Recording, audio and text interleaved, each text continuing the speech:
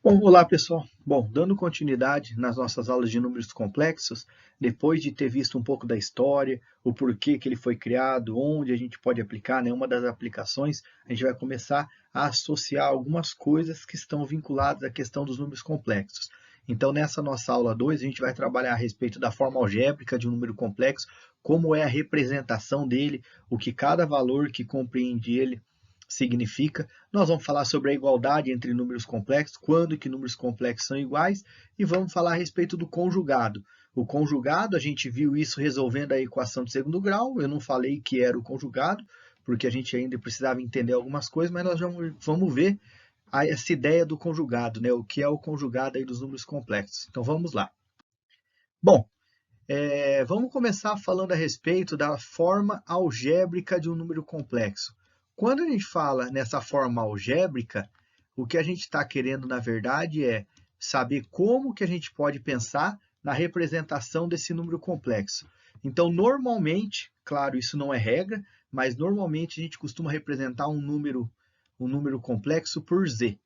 Então, quando a gente fala, considere um número complexo, para a gente dar um nome para ele, a gente costuma chamar ele de Z, mas pode chamar de T, pode chamar de W, de Y, de A, cada um coloca o nome que quiser, normalmente ele aparece dessa forma.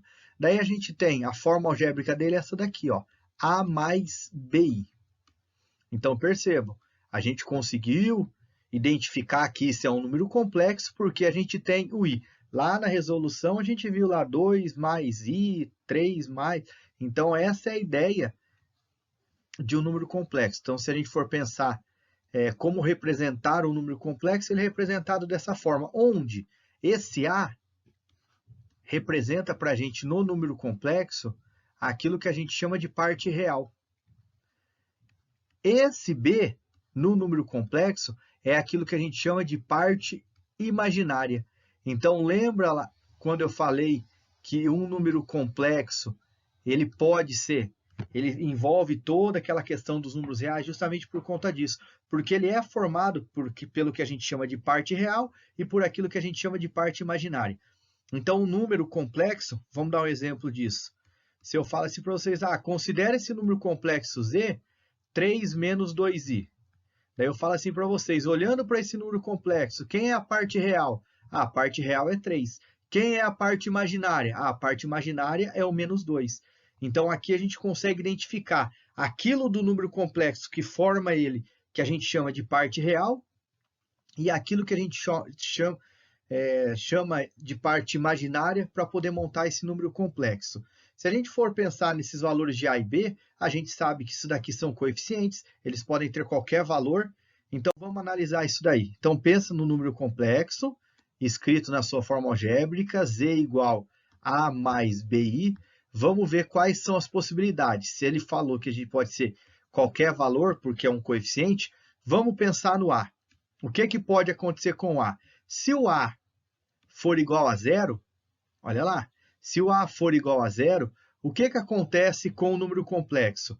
O número complexo ele não vai ficar com esse formato aqui, z igual a bi.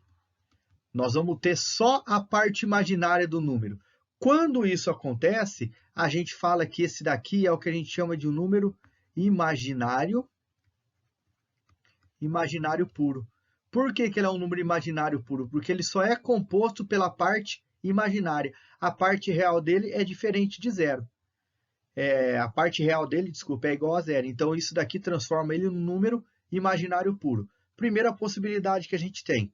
Mas e se for ao contrário? E se a gente pegar o valor do b e a gente falar que o b vale zero? Quando a gente fala que o b vale zero, como que vai ficar o nosso número complexo? Ele vai ficar z igual a A. A gente não sabe que A é um número real, ou seja, ele deixa de ser complexo e passa a ser um número real. Por isso, da gente juntar todo aquele conjunto e falar que o número complexo também pode ser real, por conta da parte imaginária dele ser igual a zero. Então, se isso vale zero, zero vezes i, a gente cancela a unidade imaginária, a gente cancela essa parte imaginária, só sobra o que para a gente? Sobra um número real. Então, se eu quero um número imaginário puro, a parte real tem que ser zero. Se eu quero um número real, a parte imaginária tem que ser zero. Então, essa é a ideia quando a gente zera um desses dois coeficientes. E claro, tem aquela ideia, né, do número nulo. Quando que o número vai ser nulo? O número vai ser nulo quando A for igual a zero e o B for igual a zero. Então, se eu tenho um número desse jeito, 0 mais 0i, na verdade, isso daqui vale zero. Isso daqui é um número nulo. Então, falou, considera um número imaginário que ele é nulo. Ué, então o A vale zero, o B vale zero. Se só o B vale zero, ele é um número real. Se só o A vale zero, ele é um número imaginário puro. Então, isso é a forma algébrica de um número. O A e o B são coeficientes, pode ser qualquer número real, positivo, negativo. O B, ele acompanha aquilo que a gente chama parte imaginária do número, porque você vai pegar um número e vai multiplicar pelo I. O I é a parte imaginária que faz parte, né, dos conjuntos dos números complexos. Tudo bem? Beleza. Próxima coisa que a gente precisa ver aqui falando a respeito disso é a ideia de igualdade entre números complexos. Aqui essa questão de igualdade, quando a gente fala que duas coisas são iguais, o que significa? Que são iguais, que são compostas pelas mesmas informações, elas possuem as mesmas características, então sempre que a gente pega coisas que são iguais, a gente precisa comparar as suas características e afirmar que essas características são iguais. Como que funciona isso dentro dos números complexos? Então, vamos supor que eu pego o número z, falo que esse número z é igual a z mais bi. Tá lá, forma algébrica do número. Daí eu falo assim para vocês, vamos considerar um número complexo w, que é igual a c mais di. Só para diferenciar uma coisa da outra aqui, ficar dois números complexos na teoria diferentes. Daí eu falo assim para vocês, eu tenho esse número complexo, tenho esse número complexo. Quando que o z vai ser igual a w? Ou seja, quando que eu posso falar que esse número complexo é igual a esse número complexo? Se a gente está comparando e querendo fazer uma igualdade, o que significa? Que dois números complexos eles vão ser iguais quando a parte real for igual à parte real, a parte imaginária for igual à parte imaginária. Ou seja, o A vai ter que ser igual ao C e o B vai ter que ser igual ao D. Nisso daqui a gente comprova que esses dois números complexos são iguais. Então, ter igualdade significa que parte real igual parte real, parte imaginária igual parte imaginária. Vamos ver um exemplo de como costuma aparecer isso daqui. Ele fala assim, considere o número complexo x menos 3i. E o outro número complexo w, que é igual a 5 mais yi.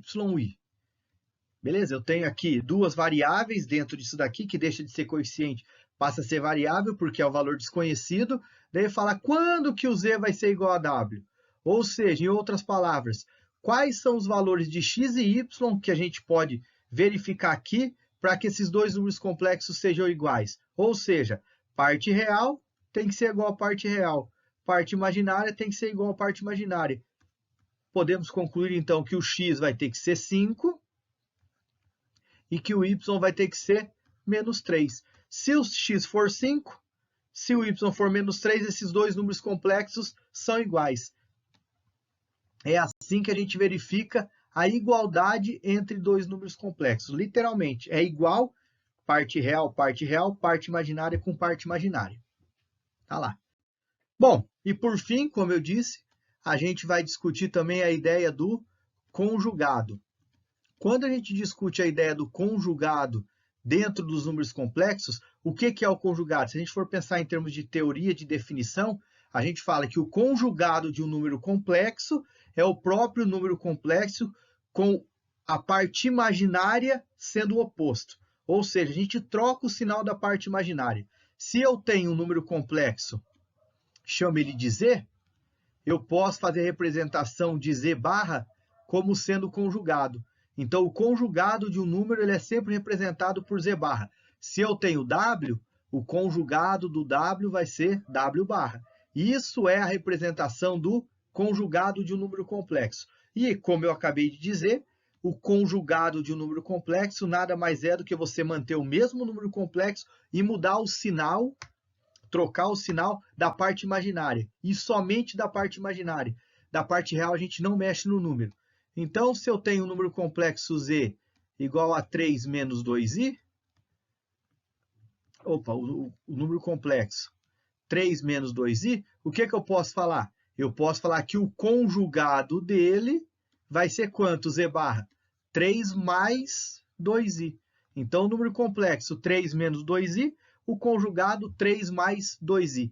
Percebam que a gente só alterou o quê? A parte real. Vamos pensar num outro número complexo.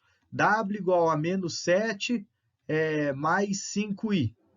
Quem é o conjugado do W? O conjugado do W vai ser menos 7 menos 5i. Porque a gente só muda a parte imaginária. Estava positivo, fica negativo. Percebam que a parte real ela permanece a mesma. Então, isso é o conjugado de um número complexo. Então, falou em conjugado, e nós vamos utilizar bastante conjugado nas operações de números complexos, vai acontecer isso. E por que que eu disse para vocês que nós já fizemos isso lá na outra aula? Porque quando a gente trabalhou com a ideia das raízes de uma equação de segundo grau, x' e x duas linhas, vocês vão perceber que sempre que a gente resolve o x' e x duas linhas, um é o conjugado do outro. Então, isso sempre vai acontecer. Duas respostas, uma vai ser um número complexo, o outro vai ser o conjugado desse número complexo. Então, pessoal, nessa aula era isso, falar a respeito dessa forma algébrica, da igualdade e do conjugado. Vou passar algumas atividades, a gente vai discutindo e depois a gente vai complementando aí nas próximas aulas. Valeu? Um abraço a todos, tchau, tchau e até mais.